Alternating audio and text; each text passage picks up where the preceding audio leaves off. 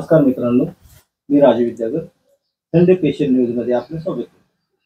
मित्रांनो, महाराष्ट्रामध्ये वर्षाला जवळजवळ 100 चित्रपटाची निर्मिती होते, परंतु चित्रपटगृहापर्यंत त्यातले 5 ते 6 चित्रपट आहेत.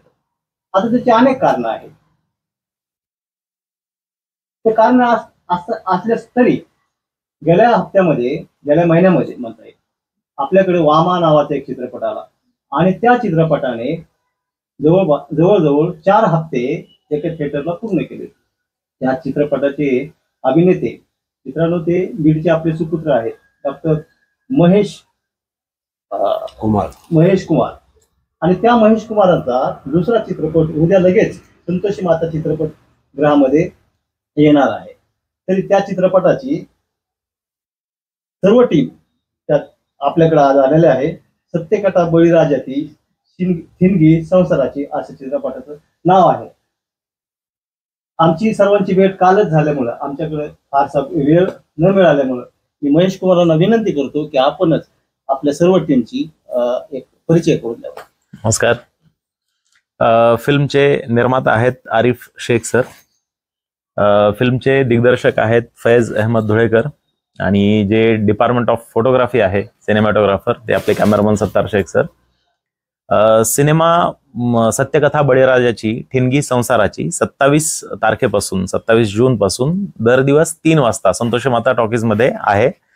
शेतकऱ्यांच्या आयुष्यावर आणि भविष्यावर भाष्य करणारा असा हा चित्रपट आहे आणि सुरेश वाडकर यांचे गाणे आहेत फिल्ममध्ये. अतिशय अप्रतिम, अस्खलित आणि सर्वांना आवडेल असा विषय अतिशय सुंदररित्या मांडलेला आहे. या फिल्ममध्ये जे आज आपण सत्य परिस्थिती पाहतोय महाराष्ट्रामध्ये नव्हे देशामध्ये, शेतकऱ्यांवर जी दयनीय अवस्था आहे, सर्वांवर म्हणत नाही परंतु बऱ्याचशा शेतकऱ्यांवर अशी अवस्था आहे की जे आपण पिकवतो त्याच्यासाठी जेवढा खर्च येतो आपल्याला खत पाण्यासाठी, तो सुद्धा खर्च आपला उत्पन्नामधून निघत नाही. अनेक कारणं त्याला आहेत आणि ह्या परिस्थितीला कशा प्रकारे शेतकऱ्यांनी धारिष्ट दाखवलं पाहिजे, धाडस दाखवून कसं सामोरं गेलं पाहिजे, खचून न जाता. बऱ्याच वेळा असं होतं की नैराश्यातून एक टोकाचं पाऊल शेतकरी उचलतो आणि त्यानंतर ज्या परिवारावर जी वेळ येते त्यांच्या, ती परिस्थिती इतकी भयानक असते. जर हा चित्रपट पाहिला तर निश्चितपणे मला असा विश्वास आहे की कुठलाही शेतकरी असं टोकाचं पाऊल उचलणार नाही. कारण आपण निघून जातो पण आपल्यानंतर पाठीमागे ज्या आपल्या परिवारावर वेळ येते ती अतिशय दयनीय अवस्था असते. त्यामुळे आणि माझं ह्या चित्रपटातून आहेच, माझं पर्सनली सुद्धा असं म्हणणं आहे की कुठल्याही शेतकऱ्यानेच नाही, कुठल्याही माणसाने, कुठल्याही महिलेने असं टोकाचं पाऊल उचलू नये. कारण आयुष्य जे आपल्याला भेटतं हे खूप अनमोल आहे. त्याची कुठलंच मोल लागणार नाही, त्याची किंमत ठरवता येणार नाही. इतकं अनमोल आयुष्य आणि वाट पाहून आजच्या पेक्षा नक्कीच उद्याचा दिवस चांगला असेल ह्या आशेवर जर आपण जगलो तर निश्चितपणे कुठलीही काळोख रात्र जरी असेल तरी सुद्धा ती कायम अशी रात्र कंटिन्यू राहत नाही. सकाळ होणारच असते, पहाट उगवणारच असते. तर असा एक आशावादी दृष्टिकोन सर्वांनी आपण ठेवला पाहिजे असं माझं म्हणणं आहे. मित्रांनो, या चित्रपटाचे प्रोड्युसर आरिफ शेख यांना मी विचारू इच्छितो की पाठीमागे मकरंद अनासपुरेची एक मुलाखत मी पाहिली. त्यामध्ये मकरंद अनासपुरे असे म्हणाले की मराठी चित्रपटाला तुम्ही जर प्रोड्यूस केलं आणि तो चित्रपट समजा आला, तो चित्रपट चालला किंवा नाही चालला तरी जो प्रोड्युसर असतो तो नंतर चित्रपट तयार करण्याची डेअरिंगच करीत नाही. आणि अशा असताना सुद्धा आरिफ शेख यांनी कशी काय म्हणजे डेअरिंग केली याविषयी थोडंसं.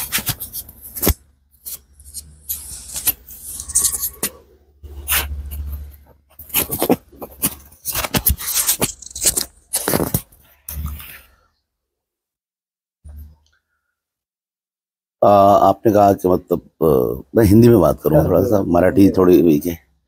नमस्कार, मैं आरिफ शेख. या फिल्म से सत्यकथा बळीराजाची ठिणगी संसाराची, मैं इस फिल्म का प्रोड्यूसर हूँ और इस फिल्म के ताल्लुक से कुछ पूछने के लिए बोला है तो बताना है मुझे. हमने इस फिल्म को बनाने में इसलिए दिलचस्पी रखे और इसलिए हम इंटरेस्टेड थे कि इस फिल्म में हमारे महाराष्ट्र के जो लोग हैं शेतकरी, उनकी समस्याओं को दिखाया गया है. और समस्या जब बढ़ जाती है तो एक आदमी मजबूर होके क्या करता है, और अगर वो अपनी जान के हाथ हाथ धो के जान के पीछे पड़ जाता है, और जान उसकी इतनी सस्ती नहीं है कि जो कुछ रुपयों के लिए वो जान दे दे, और उसके पीछे जो उसका संसार है, जो उसकी गृहिणी है, वो किस तरह से सरवाइव करती है, और एक औरत और एक जो घर की लक्ष्मी है वो अपने घर को संभालने के लिए क्या क्या बलिदान देती है, और किस तरह से अपने औलाद को पाल के और गांव में अपनी इज्जत को संभालते हुए और अपने बच्चों की परवरिश करती है। इस फिल्म में हमने ये दिखाया है, और मुझे बहुत ही अच्छी स्टोरी लगी इस फिल्म को बनाने में, और बनाते वक्त भी बहुत मज़ा आया। मैं चाहता हूँ कि इस फिल्म की चर्चा गांव-गांव, गली-गली, छोटे बड़े बूढ़े बच्चे, महिलाएं, सब लोग आके देखें। ये एक फैमिली ड्रामा फिल्म है, और इसमें कुछ हमने सबक दिया है, लेसन दिया है, ताकि नसीहत है कि कुछ कदम इंसान ने गलत नहीं उठाना चाहिए। और अपने अपने सह परिवार आके आप इस फिल्म को देखिए और इसको कामयाब बनाने की कोशिश करिए। अगर हमारी हिम्मत आप लोगों से है, आप आके फिल्म देखेंगे, इसको कामयाब करेंगे, तो हमारी और हिम्मत बढ़ेगी, और हम और अच्छे से अच्छी इस तरह की फिल्में आपके सामने लाते रहेंगे। थँक्यू। मित्रांनो, मुळामध्ये आमचं जे चॅनल आहे त्याचा तोच उद्देश आहे, महाराष्ट्रामध्ये जे काही चित्रपट असतील, नाटक असतील, त्यांना प्रोत्साहन द्यावं, त्यांचे चित्रपट चालावं, ते प्रेक्षकांपर्यंत जावे, हा मूळ आमचा खऱ्या अर्थाने उद्देश आहे। त्याचबरोबर मित्रांनो, आपल्याकडं फैज अहमद धुळेकर या जे की या चित्रपटाचे दिग्दर्शक आहेत, त्यांना विचारूया आपण या चित्रपटाच्या अनुभवाविषयी।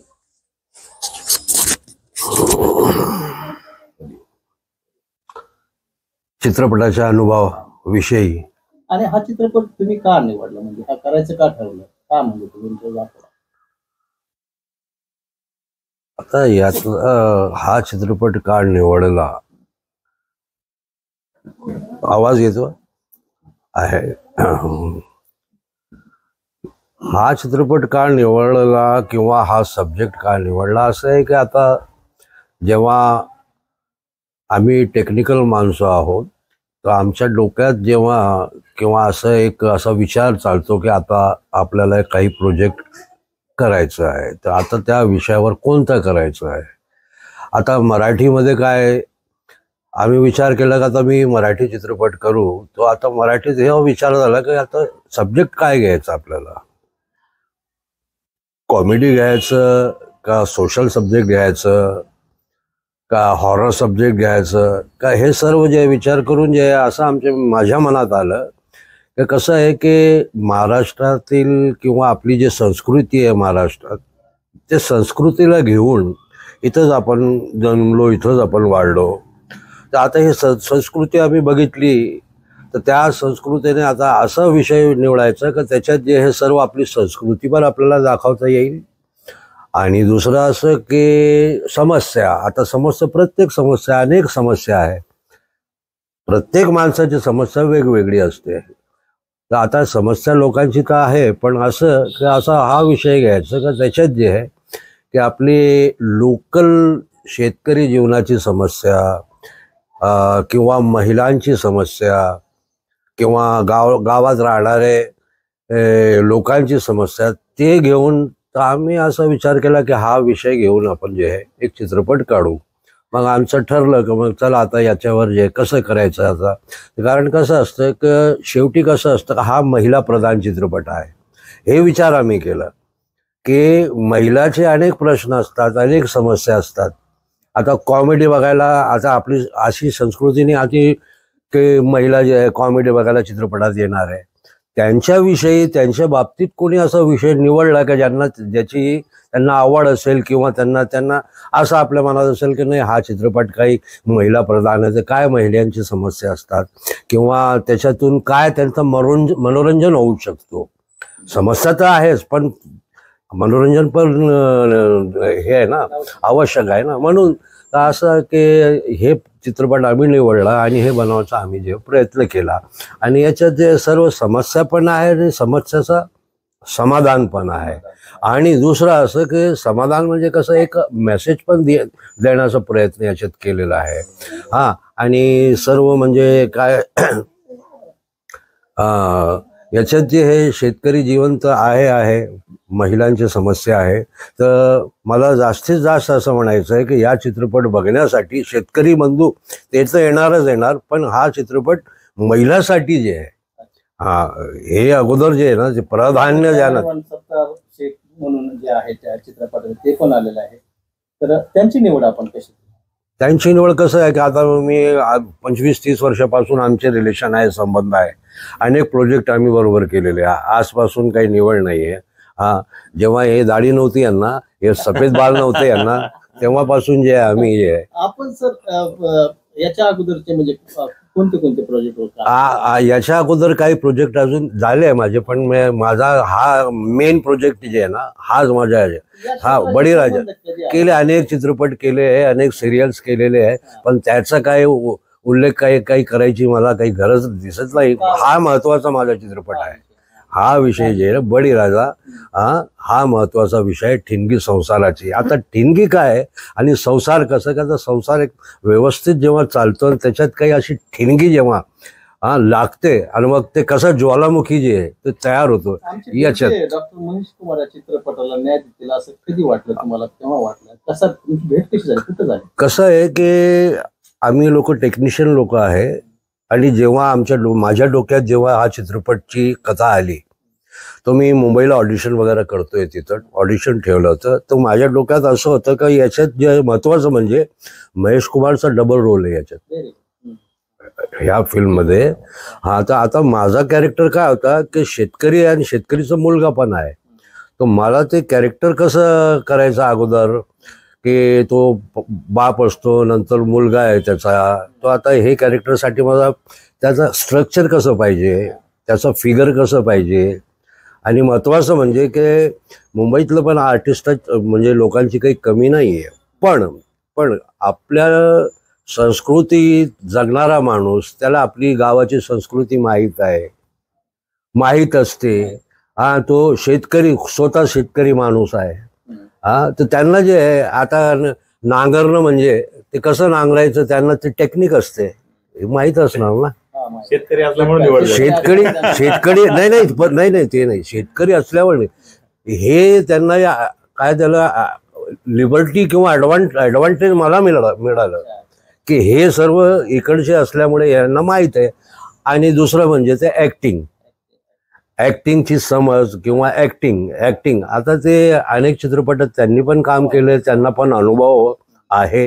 म्हणजे मराठवाडाच नाही, महाराष्ट्राला आता बऱ्यापैकी चांगल्यापैकी कोण ओळखत नाही महाराष्ट्रात. आता यांचा कमाल झाला की वामा चित्रपट जे आहे 2 दिवस पिक्चर चालत नाही, 3 दिवस पिक्चर चालत नाही, पण आमचा प्रोड्युसर असा म्हणता की त्यांना माहित आहे की पिक्चर चालत नाही, तरी पण आम्ही त्यांनी डेअरिंग केली. तुम्ही विचारलं त्यांना, पण डेअरिंग नाही कधी करणार तर मग चित्रपट बनवणार कसा कोणी, आणि अशा लोकांना चान्स देणार मग कोण? काय होतं म्हणजे सब्जेक्ट तर महत्वाचा आहे, पण काय होतं की अनेक चांगले सब्जेक्ट पाहिलेले आहेत, परंतु प्रोड्युसर तयार नाही होते ना. आरिफ शेखांना तुम्ही कसं कन्व्हिन्स केलं? हा, नाही कसं कन्व्हिन्स केलं ते पण आमचे मित्रच होते, तर कसं आहे सर्वात अगोदर याच्यात काय असते त्या माणसाला आवड पाहिजे अगोदर. तो आवड त्याच्या डोक्यात असतं, तर एक काय झालं म्हणते गॉड गिफ्ट असते की मला या क्षेत्रात काम करायचं आहे, ही आवड अगोदर. मी तुम्हाला सांगेल तुम्ही किती करोडपती आहे, चला आपण चित्रपट करू, तर तुम्ही करणार नाही. तुम्ही जे आहे ना, मी रिपोर्टर आहे, मी रिपोर्टरचं काम करू शकतो, चित्रपट मी करू शकत नाही. पण कसं असतं की हे जे आहे यांना काय म्हणतं, कलाची आवड आहे, सिंगिंगची आवड आहे, जोक म्हणायची आवड आहे, लोकांचा एंटरटेनमेंट करायची आवड आहे, आणि अनेक आवड यांना. या चित्रपटाबाबत जे आहे तुम्ही 50 वर्षापूर्वीचा चित्रपट विचारा त्यांना, ते सांगतील बरोबर. तर डायलॉग काय, तर हे काय असतं ना, एक माणूसमध्ये एक हे असतं काय झालं, आपण म्हणतो एक आवड असते का त्या क्षेत्रात, तर म्हणून जे अशी आमची भेट झाली. हा, संगीत याच्यात गाणे तुम्ही कसं आहे एकदम सुपरहिट गाणे आहे माझे. हा, तुम्ही सर्व गाणे जे आहे आणि गाणे जे माझी चित्रपटाची सिच्युएशन आहे, असं नाही आहे की अरे अरे इथं असं करू आपण एक लावणी टाकून देऊ, असं नाही आहे. सिच्युएशन प्रमाणे सर्व गाणे मी फिट केलेले त्याच्यात. उद्याचा प्रीमियर जो आहे तो बीड का निवडलं? बीड बीड यासाठी निवडलं की आता मुंबईला पण आम्ही करू शकतो, पण महेशचा हा चित्रपट इथं हिट झाला आणि हे इथले भूमिपुत्र असून जे आहे का दुसरा चित्रपट इमिजिएट येणं हे भाग्याची गोष्ट आहे.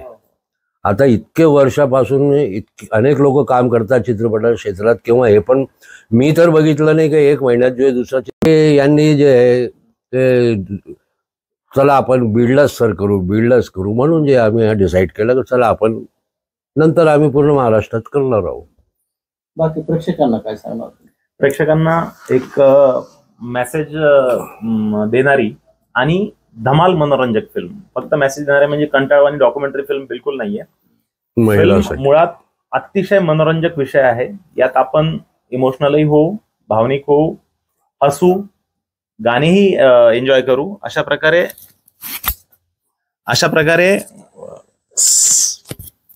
प्रेक्षकांना यामधून एक मेसेज निश्चितपणे आहे, परंतु जी फिल्म आहे ती धमाल मनोरंजक फिल्म आहे. अतिशय म्हणजे हसून खेळून 2 तास कुठे जातील असं कळणार नाही अशा प्रकारची ती फिल्म आहे. विषय खूप गंभीर आहे, परंतु त्याला आपण मनोरंजक पद्धतीनं बनवलेलं आहे. फिल्म 1 मिनिट सुद्धा कंटाळवाणी वाटणार नाही. प्रत्येक सीन नंतर आता काय होईल अशी उत्सुकता, उत्कंठा निर्माण होईल अशा प्रकारचा तो विषय निवडलेला आहे. तर प्रेक्षकांना एकच फक्त साद घालायची आहे की जशा प्रकारे तुम्ही आजपर्यंत माझ्या वामा चित्रपटाला प्रेम दिलेलं आहे, भरभरून गर्दी करून, महाराष्ट्रात सगळ्यात जास्त हाऊसफुल गर्दी आपल्या बीडच्या जनतेनं, मायबाप जनतेनं केलेली आहे, तर तसंच प्रेम या ठिणगी संसाराची या सिनेमाला आपण द्यावं. आणि 27 तारखेपासून संतोषी माता टॉकीज बीड येथे दर दिवस 3 वाजताचा शो आहे. या आणि धमाल चित्रपट आहे, नक्की पहा, आवर्जून पहा. अलीकडे